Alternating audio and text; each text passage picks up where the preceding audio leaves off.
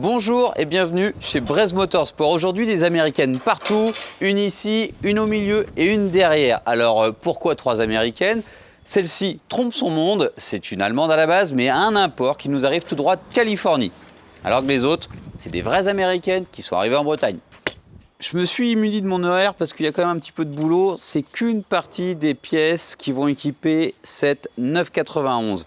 On va décrire rapidement cette voiture, une 91 phase 2, turbo, donc on va pouvoir améliorer grandement ses performances, cabriolet assez bien équipé et qui me plaît particulièrement, la config grise toute simple avec le contraste des jantes noires et la capote noire, c'est vraiment hyper simple et hyper efficace. On a aussi les inserts à l'intérieur qui sont gris, mais on vous laissera profiter de cette voiture au fur et à mesure qu'on va s'en servir et la modifier. Parlons maintenant de la prépa, mais pas que. La liste est longue, je vous le disais. Alors on va commencer simplement par la modification des amortisseurs. La voiture a aujourd'hui 26 000 miles, c'est peu. Donc on va juste changer les ressorts. On va conserver ce qu'on a sur la voiture actuellement. Donc des amortisseurs d'origine Porsche avec le système PASM. Ensuite on va lui faire évidemment un setup châssis, une bonne géo qui va bien. On va bosser sur la partie admission. On a ici un filtre BMC et on a un plénum d'admission et un papillon gros diamètre qui n'est pas présent mais que je vais essayer de trouver puisque normalement il est dans le stock. Pour continuer sur la partie prépa moteur, on va avoir un collecteur d'échappement et c'est intéressant, c'est une modif qu'on n'a jamais faite et des catalyseurs sport de chez Fabspeed, donc ça c'est plutôt cool, on optimise vraiment bien, je trouve que c'est une prépa homogène et j'adore ça. On va avoir un peu de châssis, un peu de moteur à l'admission et à l'échappement et on va bien sûr reprogrammer la voiture. On va la passer au banc, c'est une Carrera 2S, 2 roues motrices, on aurait pu la passer même si c'est une 4 roues motrices. Et j'ai oublié sur le côté prépa châssis, on a des élargisseurs de voie à l'avant et à l'arrière et on va monter ce qu'il y a de mieux en termes de plaquettes de frein, des plaquettes endless avec des Duritavia et un liquide de frein adapté. Je pense avoir fait le tour côté prépa, à savoir que la voiture est en cours d'homologation et en fait on va aussi faire des petits détails comme du codage pour pouvoir passer la voiture des miles au kilomètre et on va aussi bosser sur les degrés Celsius, enfin plein de petites choses qui font qu'un import, il y a un petit peu de boulot au début sur sa transformation. On va la franciser ou on va l'européaniser, n'importe quoi. On va la franciser ou non, il faudra pas faire ça. On va la franciser et on va la brésifier. Ça c'est pas mal.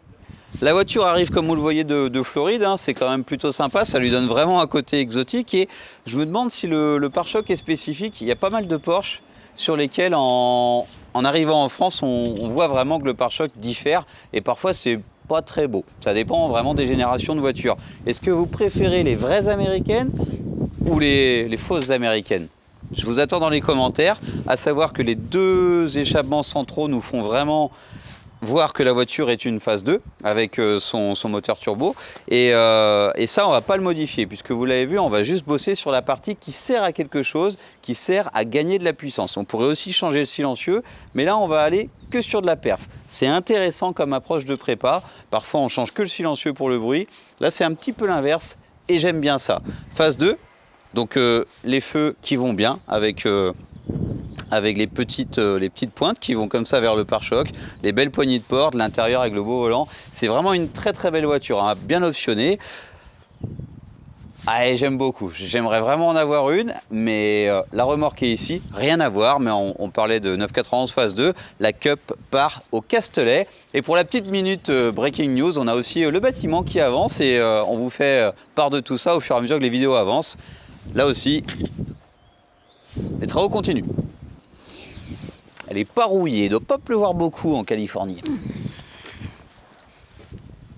J'ai trouvé le plénum IPD, alors on va pouvoir comparer avec celui d'origine une fois qu'on aura démonté. Sûrement que ça a une belle incidence sur les écoulements de l'air là-dedans. Et puis peut-être d'autres choses, comme pouvoir monter un papillon plus gros. Et par contre, les cales, les spacers, c'est impressionnant. C'est molleté tout le tour, c'est forgé, c'est ajouré de partout. C'est hyper léger et c'est pas trop épais. C'est vraiment de la bonne cam.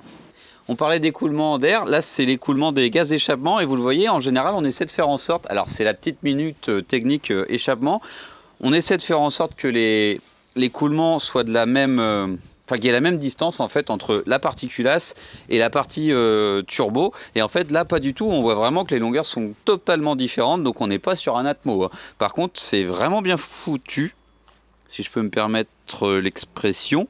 C'est top qualité, ça aussi, hein. On sait que c'est pas du dun-dun, hein, mais là, pour le coup, c'est pas aussi pointu, puisque c'est pas un Atmo, je vous l'ai dit. On bascule ici sur la partie Catasport. Alors là, les cellules sont balèzes, hein. Je vous garantis que ça va vachement mieux passer que d'origine. Et puis là, on va venir dans le silencieux arrière. Je pense que cette prépa, ouais, c'est même pas, c'est sûr, ça va être hyper intéressant. Passage au banc stock, première des choses à faire.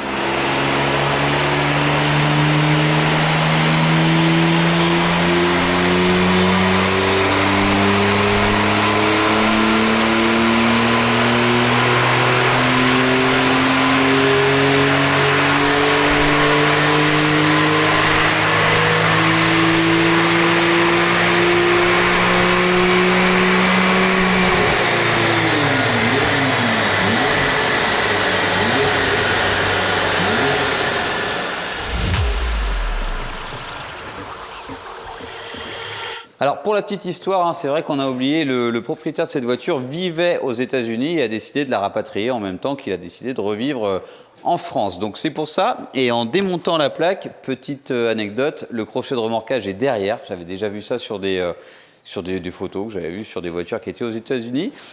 Eh bien, le format de la plaque non plus n'est pas le même. Alors voilà pour la partie un petit peu tourisme en Amérique. Pour ce qui nous intéresse, la puissance stock, c'est annoncé 420 chevaux, 500 Nm. On sort 413 chevaux et 480 Nm, pardon. Donc on est vraiment pas mal. On annonce 50 chevaux de plus en stage 1 et 100 Nm de plus. On va voir ce que ça donne, puisque là, en plus, c'est un stage 2. Oui, Romain? C'est tout bon. C'est parfait. Allez, la suite.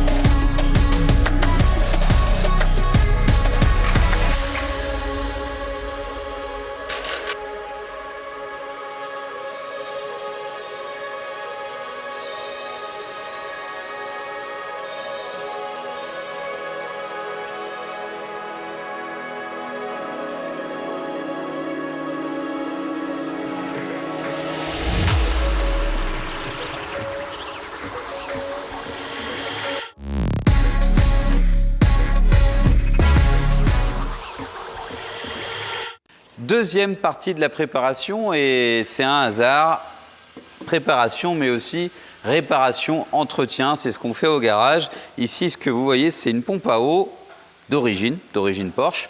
On a détecté une fuite sur cette dernière et ici une tubulure d'admission qui était cassée. Donc en montant l'échappement, on a constaté ces problèmes, ce qui nous a fait faire un petit arrêt sur ce chantier. On reprend, on va pas forcément s'étaler beaucoup sur ces parties, hein. C'est comme ça, la voiture a assez peu de kilomètres, mais il y a des petits défauts, même chez Porsche. On va repartir sur la partie préparation, le gros papillon d'admission, le plénum IPD et le filtre à air BMC. Combiné à ce qu'on a déjà monté, l'échappement, la reprogrammation moteur, on va en faire un vrai petit bolide. Restera encore une chose à aborder, c'est la partie freinage, les ressorts, grosso modo la partie châssis. Et là, on aura vraiment une prépa complète. J'aime beaucoup cette philosophie de préparation auto, puisque c'est globalement une voiture qui va être métamorphosée, mais en tout point. Plus de puissance, plus de freinage, plus de châssis, c'est logique. Trop stylé.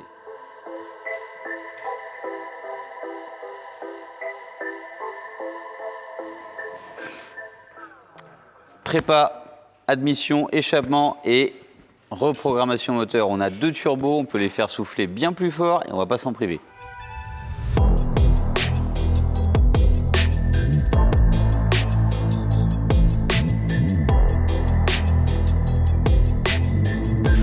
Le chantier 991 continue et c'est le moment, je profite pour faire un petit point sur ce genre d'éléments, puisque quand c'était pas démonté, ça parlait pas vraiment.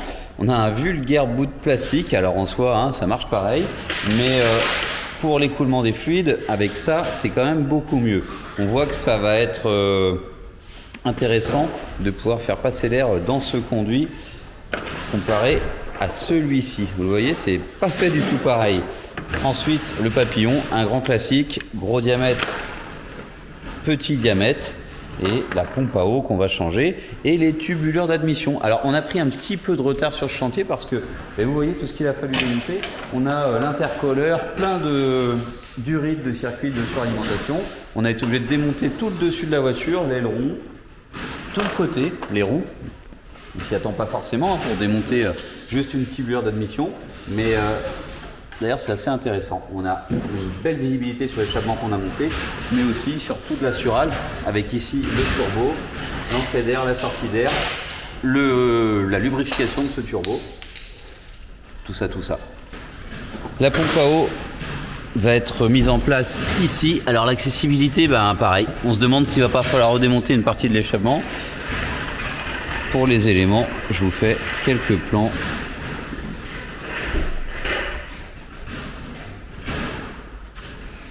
On voit bien ici que c'est un vulgaire passage d'air, alors que sur l'IPD, on a vraiment une volonté de canaliser l'air vers le papillon qui va se retrouver de ce côté.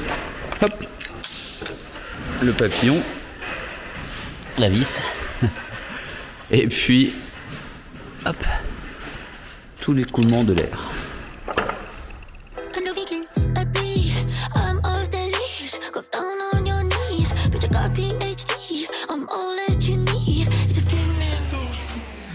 I've been giving you the worst of me. Now you wanna stay the night. Pity how you work hard for me, but forgetting how to talk. No, I don't like no humble beach. Just go and suss it up. Now it's time to marinate. And right after we're done.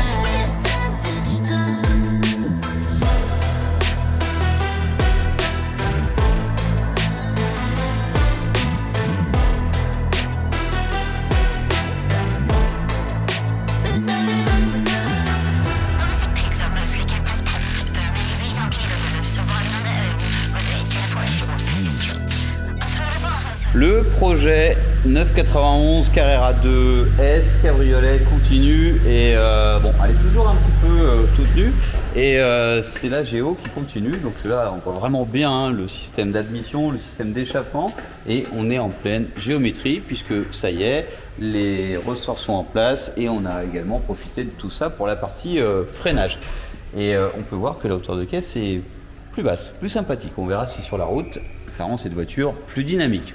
Ce serait logique.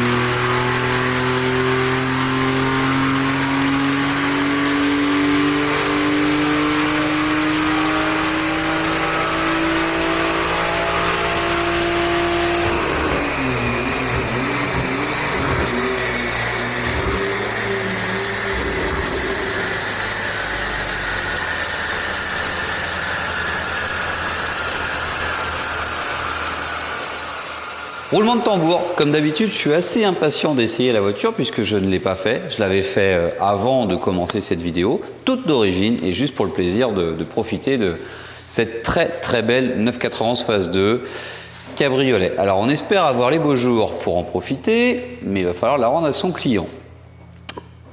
La puissance, par contre, là, ça va parler tout de suite. On a la courbe modifiée, hein, ici, et je vais vous faire apparaître la courbe d'origine. Ça devrait être assez parlant. Alors, supprimons rapidement ce qui ne nous intéresse pas. Hop là, la puissance aux roues, la puissance dissipée. Et là, on a les deux courbes qui nous intéressent. Et évidemment, c'est très frappant. J'ai envie de dire surtout en haut. Donc ce qui aurait pu être vraiment cool, c'est de faire plusieurs passages au banc. Parfois on a le temps. Là on n'a pas eu le temps parce qu'effectivement il y a une partie prépa admission, une partie prépa échappement, la carto. Parfois on vous a fait beaucoup de tirs, et bien là on n'en a fait que 2, stock et modifié. On avait un petit peu moins de 400 chevaux d'origine pour 420 annoncés. Et on en a 460 modifiés. Donc on est vraiment pas mal, hein. Ça fait un gain de plus de 60 chevaux. Et en couple, j'ai peur de dire une bêtise, mais je crois qu'on approche les 100 Nm de gain. 570. 100 Nm, on est pas mal. Donc maintenant, on va remettre hop, tout ça au propre. Hop, et voilà, donc gros écart, hein. Au début on est plutôt, enfin le couple c'est mieux partout, surtout au début. La puissance c'est mieux partout, mais surtout dans les tours, donc très intéressant pour une caisse turbo. On va voir ce que ça donne sur la route, hein. On prend presque 7000 tours. Et ça a l'air d'être vraiment cool. On est, enfin voilà, comme d'habitude, de bons résultats. Et en même temps, on a monté quand même pas mal de pièces, hein. Il faut savoir qu'on a le collecteur d'échappement, l'échappement, enfin la partie silencieux, le plénum d'admission et puis la carto. Alors on va aussi pouvoir tester sur la route maintenant la partie châssis puisqu'on a fait un setup MBZH. Oui, c'est vrai, la voiture n'a que des ressorts courts, mais parfois ça change tout, surtout si la voiture est mal réglée à la base. Ensuite, on a aussi bossé sur la partie freinage. Bon, on va roder les freins. À noter quand même que les souvenirs me reviennent, on avait un tir à un peu plus de 400 chevaux, 413 de mémoire, mais qu'on n'avait pas enregistré, hein. Je me suis trompé de case, j'ai appuyé sur répéter au lieu de sauvegarder. Et dans cette bêtise, eh bien, en fait, on perd le meilleur score, puisqu'après, avec les tempêtes d'admission, ça baissait énormément. À savoir que c'est pareil pour le stage 2. Je pense qu'on aurait pu avoir beaucoup plus de puissance, peut-être 10, 15, 20 chevaux de plus, parce que c'est pareil, on n'arrive pas forcément à faire le bon tir du premier coup, au bon moment avec les bons réglages de carto. En tout cas, on est sur un delta assez intéressant. Allez, en route. Allons essayer la voiture. Et il y a une chose que j'ai pas abordée, c'est un petit peu l'histoire de cette voiture, le pourquoi du comment. Et l'histoire est assez rigolote puisque le propriétaire vivait en Californie, nous suivait sur YouTube et s'est dit que en ramenant sa voiture, il la ferait préparer chez nous avant de la récupérer. Donc elle a quand même une petite histoire particulière, hein. Vous imaginez les USA et la Bretagne pour redescendre ensuite dans le sud de la France, puisque c'est là-bas que maintenant vit le propriétaire de cette voiture. Donc merci à lui, merci à sa confiance. La prépa est quand même hyper complète et intéressante. Maintenant essayons. Je vous parlais de tout ça pour aborder une chose, c'est le côté codage, puisqu'on a aussi bossé pour que la voiture discute en km/h et en degrés et non pas en Fahrenheit et en miles. Il y a aussi pas mal de choses qu'on va coder dans la voiture, puisque les normes, hein, les voitures ne sont pas, enfin, elles sont conçues plus ou moins de la même manière, mais elles ne sont pas codées de la même façon si on est dans un pays européen ou étranger. Alors, il y a quelque chose qui me... C'est un cab, et dans un cab, on entend tout. Et là, on entend notamment énormément les pneus qui collent à la route. Parce que sur le banc, ça fait bien chauffer les pneus.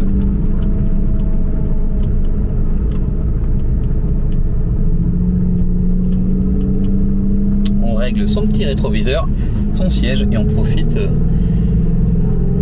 de ce cabriolet achuté.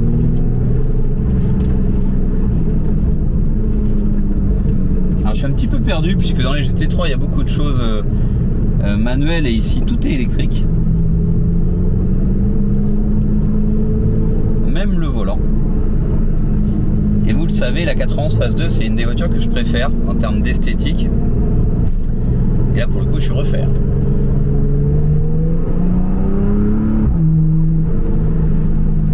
Une chose qui a évolué également, c'est la sonorité de cette voiture. Puisque l'échappement, c'est les perfs. On a parlé de ça parce que c'est vraiment les perfs qui m'intéressaient. Mais au final, on a quand même gagné en sonorité. Pour l'instant, les valves sont fermées.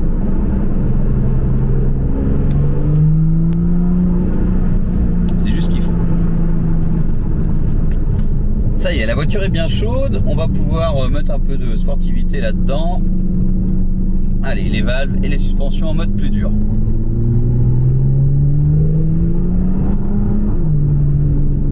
Ça semble pas casse-oreille du tout et dans un câble, c'est pas si mal.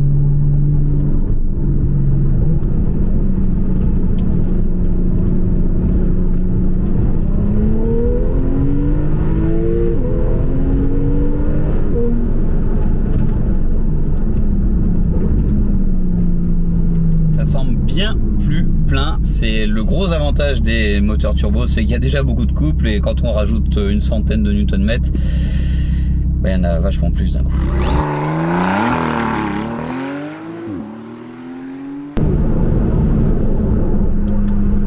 Catasport, donc c'est pour ça que le bruit est quand même maîtrisé. On n'est pas, il y a des turbos qui diminuent vachement la sonorité. Ensuite les catas, plus permissif, le Catasport en bruit également en performance, mais quand même, il y en a un. Et ensuite on a l'échappement. Alors je précise vraiment les configs parce que si vous regardez toutes nos vidéos qu'on a fait sur base de Porsche Turbo en fait, il y a quand même plein de configurations possibles.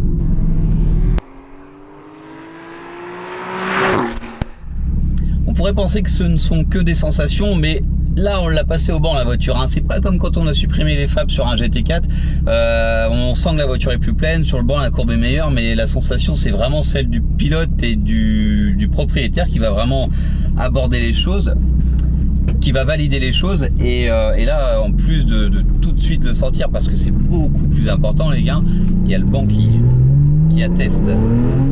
Première, deuxième.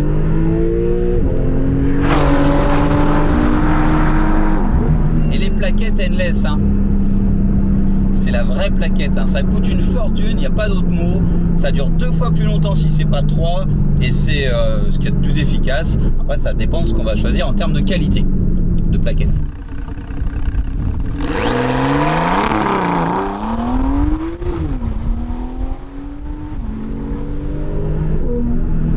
Carrera 2S, 2 roues motrices, d'où ma petite grimace, on perd quand même un petit peu de motricité si on part fond de première. Mais vraiment très efficace. Là, je l'ai dit plusieurs fois, c'est une voiture que j'adore, mais là, en l'occurrence, elle est peut-être pas Atmo. Mais alors, les gars, je serais curieux de mettre une GT3 à côté avec le couple qu'on a ici. Côté châssis, on est bien mieux, très nettement, avec des simples ressorts et une géo. Mais ça change tout.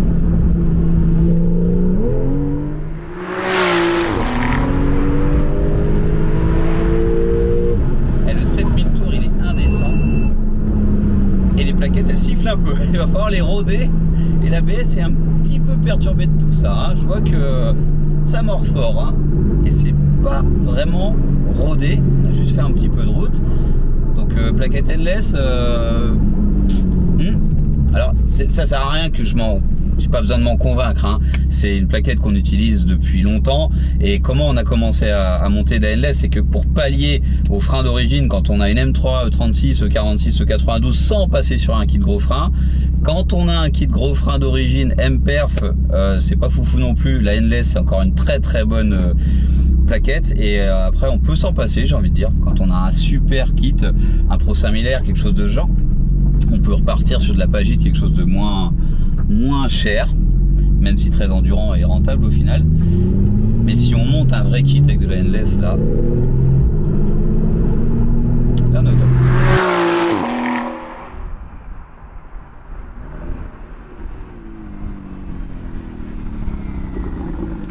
Bon, vous le savez, la recette est simple côté châssis et freinage, hein, des cales, des ressorts et des bonnes plaquettes de frein sur une Porsche, c'est efficace, une bonne géo. Cette prépa moteur était vraiment intéressante, hein. On sent que les gains sont là et sont plus importants que si on n'avait pas fait autant de boulot sur l'échappement, sur l'admission. Plénum, c'est vraiment quelque chose d'assez peu cher finalement et très efficace. Collecteur d'échappement, c'est vraiment la cerise sur le gâteau sur une caisse turbo. C'est la première fois qu'on le faisait. Merci encore. Et un échappement. J'espère que cette vidéo vous a plu. N'hésitez pas à nous poser plus de questions dans vos commentaires. Abonnez-vous. Kenavo.